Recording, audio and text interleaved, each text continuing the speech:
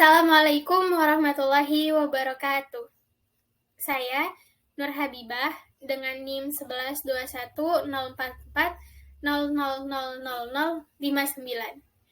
Saya berasal dari Prodi Hukum Keluarga semester 2 kelas B. Dalam video kedua ini, saya akan mempresentasikan materi dari mata kuliah Pengantar Hukum Indonesia yang diampu oleh Bapak Nur Habibi MH, yaitu Hukum Internasional. Apa sih hukum internasional itu? Yuk kita bahas.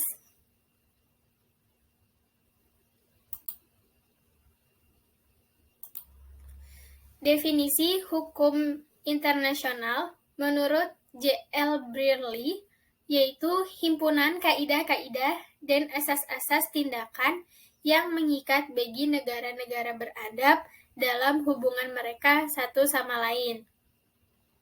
Lalu, definisi hukum internasional menurut pandangan klasik adalah sistem hukum yang mengatur hubungan negara-negara. Nah, berarti hukum internasional itu suatu kaidah atau aturan yang mengatur hubungan atau persoalan antar negara yang tidak bersifat perdata. Nah, di sini kita bisa melihat bahwa hukum internasional itu mengandung subjek atau pelaku, lalu hubungan hukum antara pelaku dan subjek, dan yang terakhir ada peraturan-peraturan hukumnya.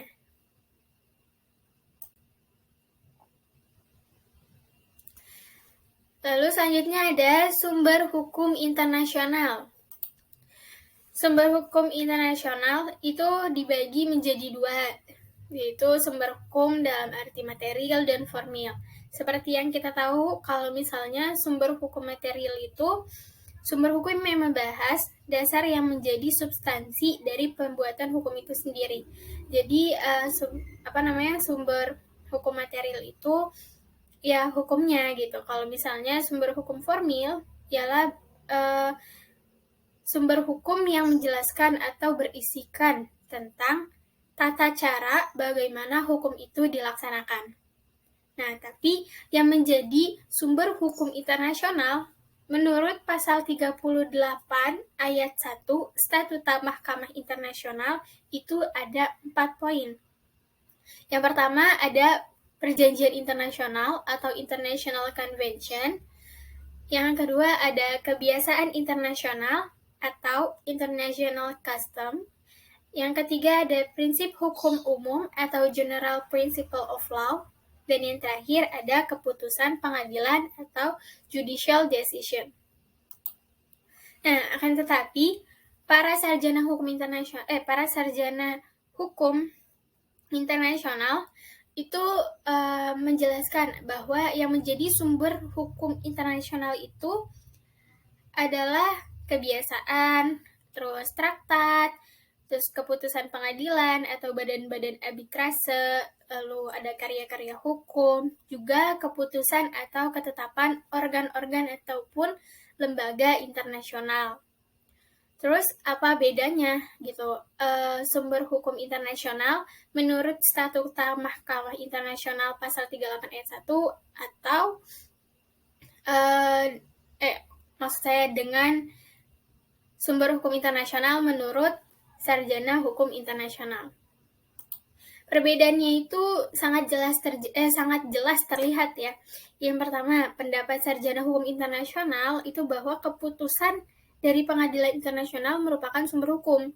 Nah, sementara menurut Statuta Mahkamah Internasional, penyelesaian masalah dalam pengadilan internasional itu harus ada perjanjian antar kedua negara yang bersangkutan. Perbedaan yang kedua, yaitu dalam pendapat sarjana hukum, tidak bisa membuat aturan baru yang bisa menjadi kaidah atau aturan. Sedangkan dalam Statuta Mahkamah Internasional pasal 38 ayat 2 yang menyatakan bahwa hakim dapat memutuskan sengketa berdasarkan pada hati nurani, walaupun saat ini hal ini belum pernah dilakukan oleh Mahkamah Internasional. Oke, selanjutnya ada asas-asas hukum internasional. Nah, di sini ada 3 asas. Yang pertama, asas teritorial, yang kedua, asas kebangsaan, dan yang ketiga, asas kepentingan umum. Nah, asas teritorial, seperti namanya yaitu teritorial, berarti mengenai tentang zona, daerah, ataupun kekuasaan gitu ya. Karena asas ini ternyata didasarkan kekuasaan negara pada daerahnya. Nah, negara menerapkan hukum pada subjek hukumnya yang ada di wilayahnya gitu. Terus yang kedua tentang asas kebangsaan. Nah, asas kebangsaan ini berarti bangsa yang artinya warga negara. Asas ini didasarkan pada kekuasaan negara terhadap warga negaranya. Asas ini berlaku secara eksterial, artinya hukum dari negara tetap berlaku bagi warga negaranya, walaupun warga negara itu tinggalnya nggak di wilayah negara tersebut. Terus yang ketiga ada asas kepentingan umum, berarti ini menyangkut tentang kepentingan masyarakat luas. Asas ini berdasarkan atas wewenang negara untuk mengatur dan melindungi kepentingan dalam kehidupan bermasyarakatnya. Nah, contoh-contoh dari pengaplikasian asas-asas ini gitu ya. Yang pertama, asas teritorial. Nah, contoh dari asas teritorial itu maksudnya gimana? Jadi kan setiap negara itu memiliki batas negara ya, batas atau zona teritorialnya. Nah, ketika ada negara lain atau warga negara lain yang masuk ke zona teritorial negara Indonesia misal, secara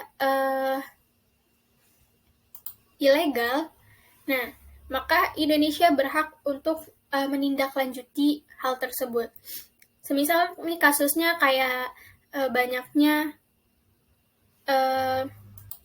nelayan ilegal dari negara lain yang mengambil ikan-ikan yang berada di dalam zona teritorialnya Indonesia. Nah, makanya saat itu pernah terjadi Ibu Menteri kita, yaitu Ibu Susi Pujiastuti, yang mana beliau itu menindak keras kejadian itu.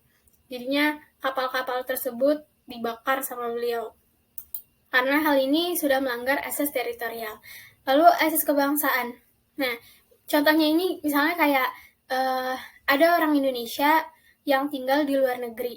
Nah, saat pemilu tiba, warga negara yang berada di luar negeri itu tetap melaksanakan pemilu, tetap memilih siapa yang akan menjadi pemimpinnya dia. Dan hukum yang berlaku pun sama. Hukum tentang pemilunya itu tetap menggunakan hukum pemilu Indonesia, bukan hukum pemilu di mana dia berada. Dan selanjutnya ada asas kepentingan umum, contohnya itu yang ada dalam sejarah kita, yaitu kisah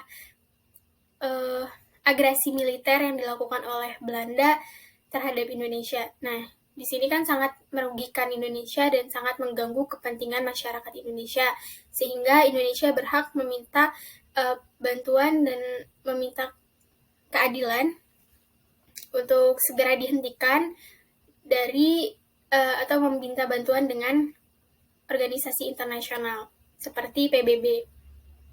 Oke, lanjut. Subjek hukum internasional.